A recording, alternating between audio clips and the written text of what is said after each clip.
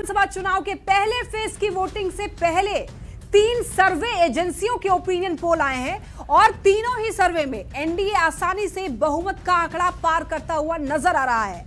तो क्या कहते हैं ओपिनियन पोल्स के ये आंकड़े, इस रिपोर्ट के जरिए आप समझिए।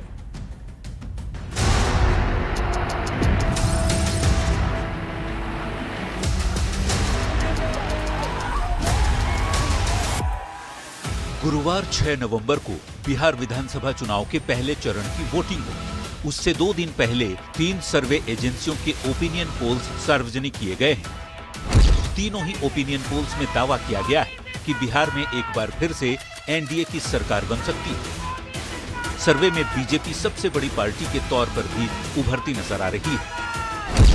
आईएएनएस के मुताबिक एनडीए को 153 से 164 सीट मिल सकती है, जबकि इंडिया गठबंधन के खाते 76 से 87 सीट आ सकती है।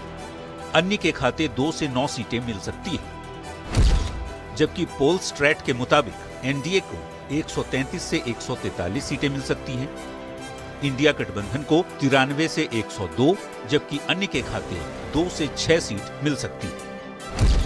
वहीं चाणक्य सर्वे की माने तो एनडीए को 128 से 134 सीटें मिलने का अनुमान है, जबकि इंडिया गठबंधन को 102 से लेकर 108 सीटें आ सकती हैं और अन्य के खाते में 5 से 9 सीटें जा सकती हैं। तीनों ही सर्वे के मुताबिक बिहार में फिर से एनडीए की सरकार बनने का अनुमान है, यानी इस ओपिनियन पोल्स के मुताबिक नीतीश कुमार के नेतृत्व में एनडीए की सरकार फिर से बन सकती है।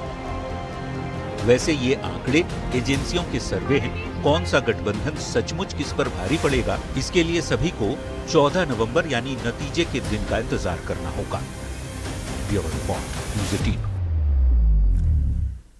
अब आइए सर्वे एजेंसियों के अनुमान को समझते हैं।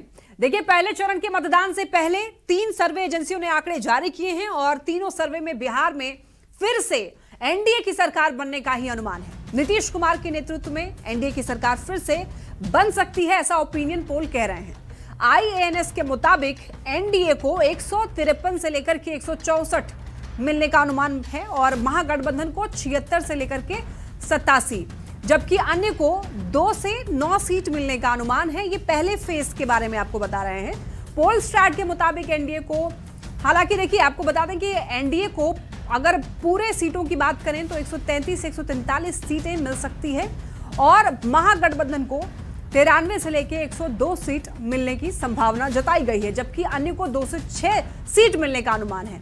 इसके अलावा देखिए, चाणक्य स्ट्रैटेजी के मुताबिक एनडीए को 128 से 134 मिलने की उम्मीद है और महागठबंधन को 102 से 108 सीट मिलने की उम्मीद जताई गई है और अन्य के खाते में 5 से 9 सीट आ सकती है।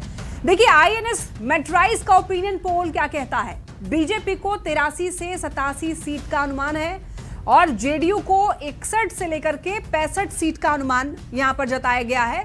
इसके अलावा घटक दल हम को 4 से 5 सीट मिलने का अनुमान जताया गया है। वहीं एलजेपी आरवी यानी चिराग पासवान की जो पार्टी है उसको 4 से 5 सीट मिल सकता है। आरजेडी को 62 से लेकर के 66 सीट का अनुमान जताया है और कांग्रेस को 7 से लेकर के 9 सीट मिलने का अनुमान जताया गया है। इसके अलावा वीआईपी जो कि महागठबंधन का हिस्सा है उसके पास 1 से 2 सीट जा सकती है। वहीं एआईएमआईएम को 1 से 2 सीट मिलने का अनुमान जताया गया है और वहीं जन स्वराज की बात करें तो जन स्वराज को 1 से 3 सीट मिलने का केवल अनुमान जताया गया है। अब देखिए, पोल स्ट्रैट का बिहार ओपिनियन पोल क्या कहता है।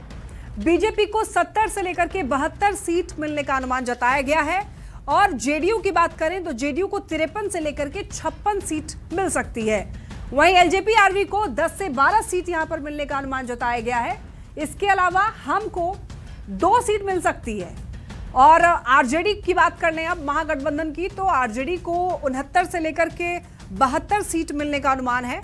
वहीं कांग्रेस को 10 से 13 सीट मिल सकती है इसके ओपिनियन पोल के हिसाब से। वहीं वीआईपी को इसने भी 1 से 2 सीट मिलने का अनुमान जताया है। वहीं एआईएमआईएम की बात करें तो 2 से 3 सीट इसने भी उम्मीद जताई है कि मिल सकती है एआईएमआईएम को। तो ये थे ओपिनियन पोल के हिसाब से आंकड़े।